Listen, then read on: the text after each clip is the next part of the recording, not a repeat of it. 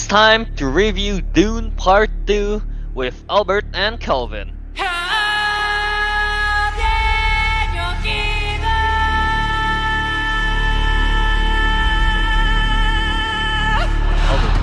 Albert, how do you feel going into Dune Part 2? Do you have quite the hype on it? Yes and no. I've never read the Dune books. I've never Me been neither. much of a reader, to be honest, but I try to. But I've never read the Dune books. I like fantasy stuff. I like sci-fi stuff. I was one of those people who was not huge on the first Dune. Like, I think it's a technical marvel. It's a great technical achievement in terms of directing, cinematography, music, like all the stuff. Couldn't care less for the plot. I really Okay. don't care that much for the plot of the first one, and I did rewatch it before going to Dune 2, and my opinion slightly improved, but like my issues with the plot is still pretty much the same. I'm like, yeah, it's a setup, and I think it falls into the same trope of like the Mockingjay Part part one, 1, part Part 2. two, Yeah. Deathly Hallows part one, part two kind of thing. So I think, and then after watching second one, I realized that a lot of it is just setup. So yeah, I wasn't too huge on the hype, but like all my friends love it. So I'm like, okay, then this one probably will be good. So I have open mind, but I was again like my hype level is like not to the insane levels as I'm guessing a lot of movie fans are. How about you? Mm. I'm about at the same level at you. Again, not that huge on Part 1 because yeah, I just thought it's very slow. Yeah. It is slow. Again, yeah, it's like so much setup and everything. But yeah. Yeah. But Part 2 though, man, Uh-huh. that was a fun watch. That was It's incredibly fun. a spectacular film.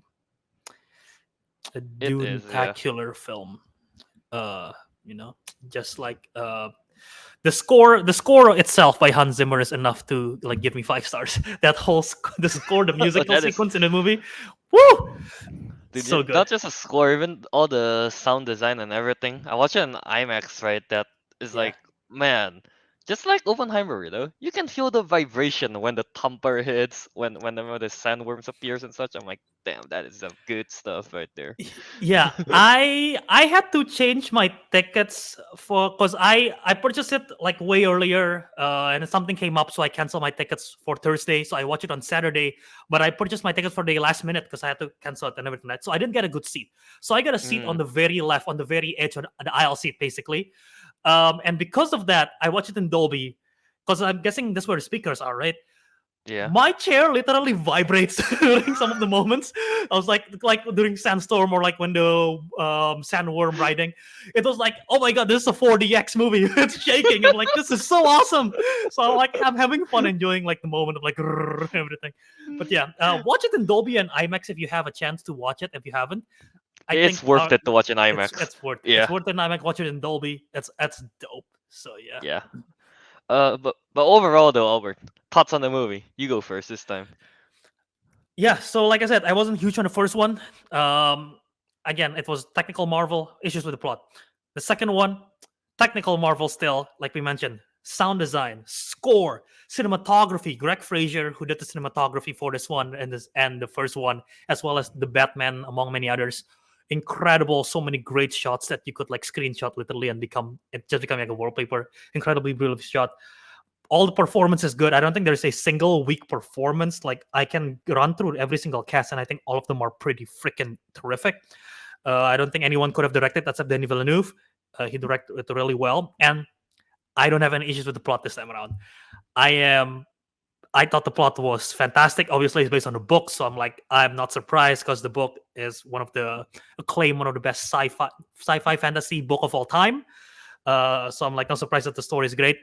And unlike the first one, when the first one came out, when I left the theater, I'm like, okay, dope.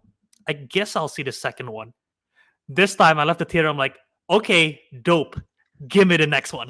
I want I to need see the part next 3 one. now. Yeah. Yeah, Dune Messiah. Hopefully it's coming soon. So That yeah. is true. Yeah, yeah. So I'll start with that. How about you? Yeah, I'm in agreement with Albert. This time in part 2, and we did the build up already in part 1, right? So part 2 is all about, we get to feel the bonding more, I guess, between the main character, right? Especially with Timothy Chalamet Paul. character, Paul Paul, Atreides. and Yeah. is that her name? Chani. Chani, yeah, Chani, Yeah, yeah. Zendaya's. Yeah, Paul and Chani. So we get to see more of that bonding. Their chemistry is really good on camera, I think. Yeah. Yeah, they have good chemistry. And then of course there's a bunch of action and all the action sequences. Man, whenever So good. they took you out, they bring up the wide shots. I'm The like, scope. whoa! The Oh, scope, the scale, it's so grand. I just love it so much whenever they did that. Yeah. And what are there? There like even the performances by Austin Butler, right? He's in mm-hmm. the movie as well. Mm-hmm. Like the last time I saw him was him as Elvis, Elvis. so he turns to this now. I'm like, whoa, that's a huge change. But again, great performance. The actions are great as well. Yeah, in this one, I love it so much. Though I do have a few complaints though. That Oh yeah. yeah, there are some uh, I would say kind of like, is it plot B? Not really plot B, but like some story with the side characters that's it's just kind of lackluster, like with Gurney and such wanting revenge and Okay. so Okay. on. Yeah, that one's kind of lackluster. There's the whole what you call that, some death of the quite important characters, I guess. It's also kind of lackluster. It's just like, oh, okay, the well, Yeah. that's sad. I Yeah, think they probably had to cut a lot of stuff from the book. I'm guessing the book is way more dense. I already know that is some of true. with some of my friends has complained of like some specific detail that they omit from the books to the movie. Mm, Which again, since I don't know, I'm like, okay, that's still I think that makes sense why they cut it. I'm not so sure. I don't think it took away too much, but according to them, it's like, oh, they didn't include this, and that's like a big part of it, and it's like that omits a lot of part. I'm like, oh, okay, I don't know. I thought it worked just fine. But yeah, okay. I can see where you're coming from. Yeah. Yeah. To piggyback on your cast stuff, Austin Butler, I've seen him obviously in Elvis, right? I've seen him in Once Upon a Time in Hollywood, but also my first. Do you know what the first film I ever see him in is What was it? Sharpay's Fabulous Adventure, the spin-off from High School Musical. That was the first film I ever seen him. I'm like, oh wow, Austin Butler, nice. I wonder what his career is gonna be. Cut to a couple of years later, Elvis, I didn't Dune. expect I'm like, this. oh shit, oh my god, whoa, yeah. But yeah, Rebecca Ferguson I thought was awesome as Lady Oh yeah. Jessica. I really like Javier Bardem as what's his name, Stilgar. I also enjoy Florence Pugh. Nothing too special from. She's always good, you know.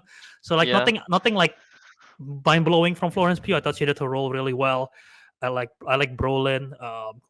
Christopher Walken obviously is there. Leah Seydoux, Stellan Skarsgård. Like the cast keeps going on, and I don't think there is a single weak performance from any of them. No. All the performances are great. Even all the side characters and such, they're amazing. Yeah. Yeah, It brings so much life to the world. Just the world itself just feels so lived in. That's what I yeah, really liked about it. Yeah. yeah. You can see they showcase like the cultures and their beliefs, but they don't really like shove it in your face type of deal. Right. You just kind of get to experience it. That's what I really enjoy about it. Yeah. Right. No, I agree with you. Like the world building, they set it up really well. Like just the different aspects of the various houses, Atreides, Mm, Harkonnen, like the yeah. various. Even Um, the Fremen, the southern one, the one that, yes, yeah, the the southern northern and and the southern northern one. Fremen, how they're different. And I was about to bring up Yeah. the Bene Gesserit, like Mm, they have like their own thing that they have their own agenda and like how they are behind the scenes of everything. It's like all very interesting of the world building, which keeps me invested. Which yes, me they too. do in the first one, but like I said, it was like a lot of setup, and there was like a little to almost no payoff in some of the stuff in the first one. But I because the second one is like really, oh, this is what happens. This is the outcome. This is the like the impact of what this plot point is. So I'm like, oh yeah, this is dope. I'm excited. I'm invested. I'm curious which this character is gonna go. What's gonna happen? Is this character gonna die? The stakes are like really high. Like I never knew if a certain character is going to like basically just bite the dust regardless of they're important to the story or not in Mm, terms of like are they the main character. But I feel like oh they could probably like bit the dust at any moment. So I'm like oh very invested with all of those. yeah, because that's how an actual war is supposed to be, right? You don't know when the character's gonna die. Right. And you're talking about the Yeah. war sequence too. Like you said, the action, a lot of moments I was just like so giddy at seeing like I sound like, oh my Mm. god, this is so cool. So you're like every time they ride the sandworm, it's like so badass. Every time they like ambush some different like groups and everything, it's like, oh, this is so cool. So yeah. Whenever I saw those damn explosions, woo, beautiful. Really dope. Really Yeah. dope. Yeah. Um yeah, again, like everything I've said, like the visuals and everything, Denis Villeneuve really I don't know if anyone else could have directed this with like handling this whole thing. I think Denis Villeneuve just did a fantastic job just balancing everything and making everything work in this story. Just the balance of the sci-fi and keeping it grounded at the same time. Hmm. Yeah. Yeah. Um, yeah. Is there any specific like plot issue? I know we've been going non-spoiler a little bit here. Is there any specific things that you want to bring up, like spoiler based, that you have issues with that you like? I mean, if you're going to go to spoiler territory right now, Hmm. I just kind of want to get to the part where I'm really shocked at, which is again Okay. spoiler warning, I All guess, right. All right? right. All right. At the end when I think I know where you're what's the going with name? this. Yeah, I think I no, know where you're Paul was going to marry off what's the name, Florence Pugh character or something, take her hand. going. And I'm like, Hmm. whoa, Johnny's right there, man. Okay, that's not where I thought that you were Oh, you're what? gonna mention. Interesting. Okay, keep going, and then I'll tell you No, my no. thoughts. I was just kind of surprised by that, and it's like, man, read the room, guys. Like Chani is right there, Florence Pugh is there. I don't think she even wants Paul that much. I saw that part coming because in the film there was a moment where they're like, "Paul, don't be blinded by love. You remember what your duty is," something like that. And I Mm, was like, "Oh yeah, he's gonna abandon Chani at one point with someone. I didn't know who. I thought it's going to be with Leah Seduce, like the Bene Gesserit, because Leah Seduce like seduce Austin Butler's character. But okay, I when didn't it's thought of Florence that. Pugh, and I was like, that makes a lot more sense because like Mm. royalty and everything, and he wants the She's the power. Emperor's daughter, right? Yeah, she's the Yeah, Empress daughter. So yeah, Lady Irulan. So yeah, yeah, but yeah, that yeah. wasn't the part that I thought you were surprised with. There was Is a it the part Anya that I Taylor-Joy was one? also not that one. Anya Taylor Okay. Joy makes a cameo in this film. She's going to be a big part in the next one, I'm Dude, guessing. I joke. I watched this with Ariq, right? Mhm. I joke with him that they just borrowed her from the set of Furiosa. Yeah, she already sent planet and everything like that. Yeah, Yeah. I know. But that Yeah. no, Well, wait, that what was the wasn't that scene one. that you want to talk about then? There was a scene that makes me literally like, oh my Okay. god, what the hell? I did not see it coming.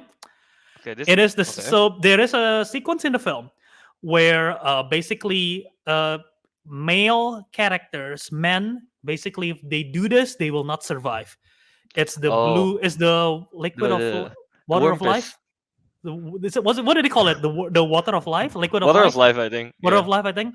So obviously, it's a Dune. Like water is very sacred. They recycle ordinary water. It's just like very disgusting, but very smart as well, I guess. And they like suck Yeah. they suck water from other humans that they don't care for. So it's like it was very interesting. But yeah, there is this part called water of life where they basically like grab this liquid inside of the sandworm, baby sandworms, or like infant sandworm or whatever. Um, so they do that. It's blue water, and basically, women can survive consuming it. Men shouldn't be allowed to because they will not survive, but because they have a chance of either dying or basically being able to see the future or seeing the past. Basically, they can see everything, which is like Mm. one of the powers of the Bene Gesserit again, Ben because Gesserit. they've Yeah. like they're like space wizards a little bit, sort of witches in a way. So when that sequence happened and it reveals Paul's ancestry, and turns out he's a Oh, Harkonnen. that one When surprises he's a me. Harkonnen, I was like, Oh my what god. does this mean? What Yeah. does this mean? I'm like, whoa, that's insane. And like, because the mother doesn't know as well. She like, I didn't know until I drink it. I was like, oh, okay, interesting.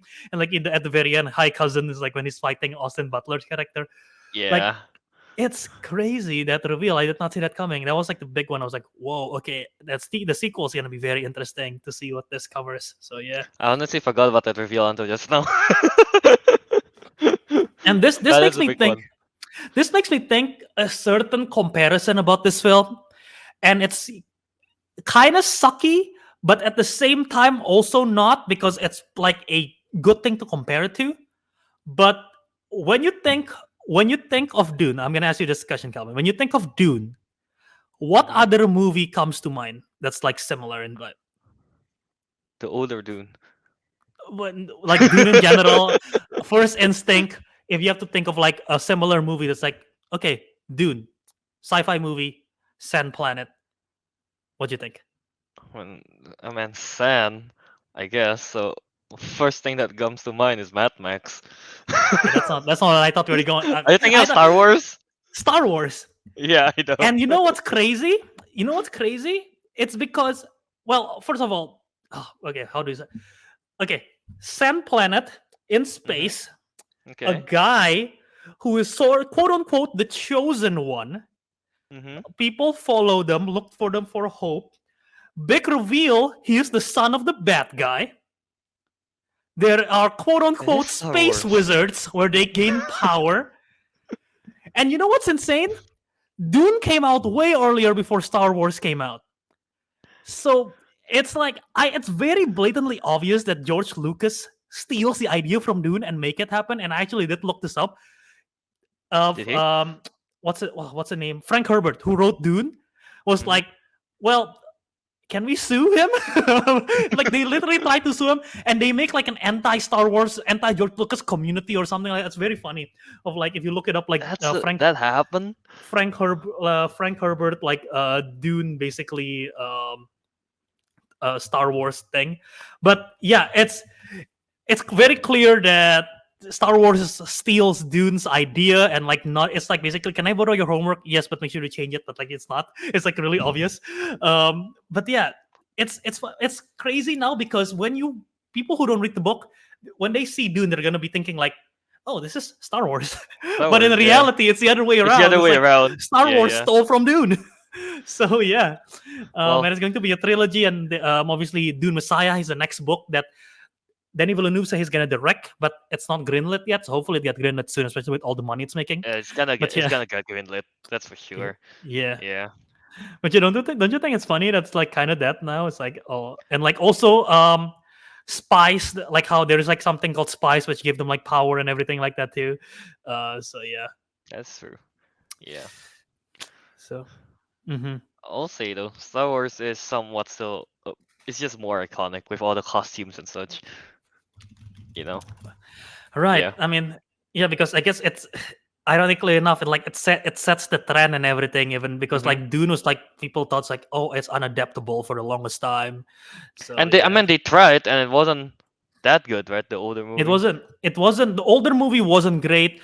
There was also Yeah. another attempt of like I believe it's like a French director like a while ago attempt to direct the a Dune movie prior to David Lynch's Dune, who did 1980s Dune. That's David Lynch. But I believe before that there was like a French director who worked with the I forget the guy's name, but you know the xenomorph from Alien, Oh, yeah, yeah, yeah. That the the guy guy that who does designed it. the guy who designs the xenomorph, like Yeah, the yeah, I yeah. forgot, yeah, he basically like tried to do creature design for the tried basically the stylistic style of it Mm. for the Dune, but it never pan out. So yeah, Dude, that would be so perfect for the creature or I don't know people in the Harkonnen base thingy. yeah, You know like the creepy looking ones. very creepy. Yeah, yeah, That yeah, would have been great. Yeah. yeah. Oh, I guess back to the movies a little bit. Hmm. Also, I forgot to mention this one. Stilgar, man. He's such a comedic man. Yeah, yeah, yeah, Me and Eric laughed so hard when what's his name?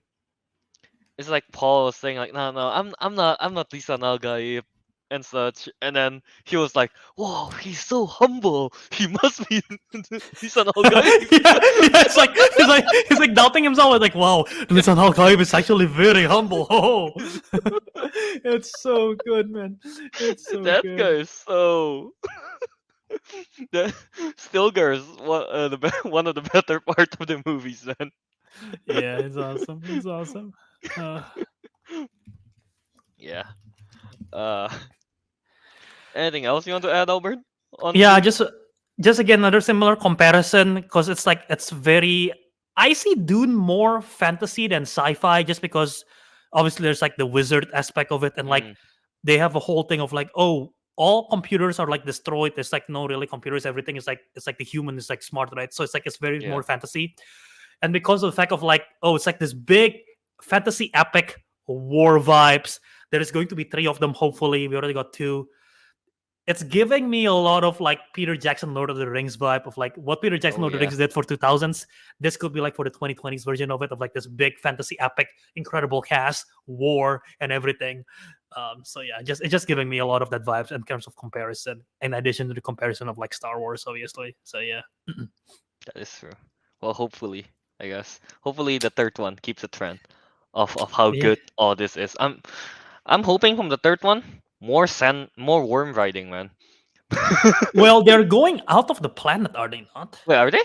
I don't know. I thought at the end of them, they're like, well, let's bring the war to them. Oh, right, the holy war thing. Yeah, That's the Dune. true. Yeah.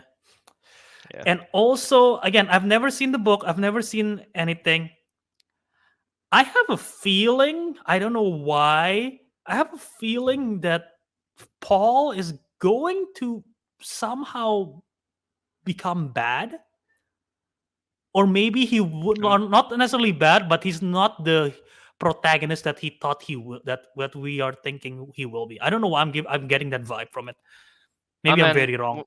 in part two, around the end, we kind of he seems more what is his name unhinged Yeah, yeah, yeah, yeah. around the end. Yeah. So When yeah, he makes gains all sense. the knowledge. Yeah. Yeah.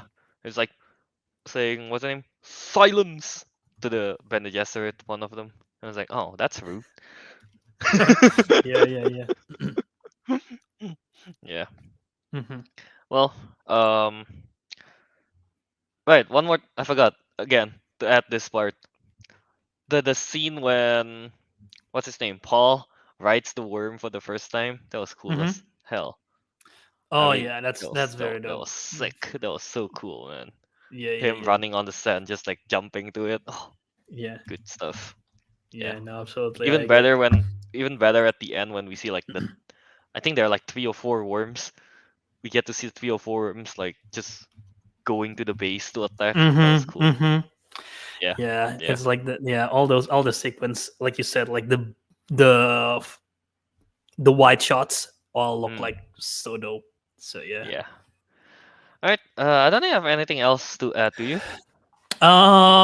No, I don't think so. Like I said, everything is like just so well done, incredible stuff, and I'm so excited to see the next one.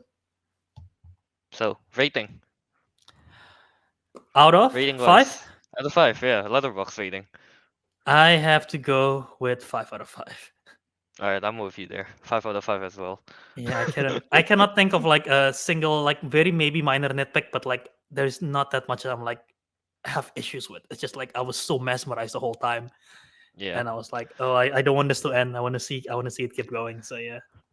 Yeah, even with the bits of complaint that I have with it, like the amount of good stuff just kind of um make those complaints insignificant. Hmm. Hmm. Yeah.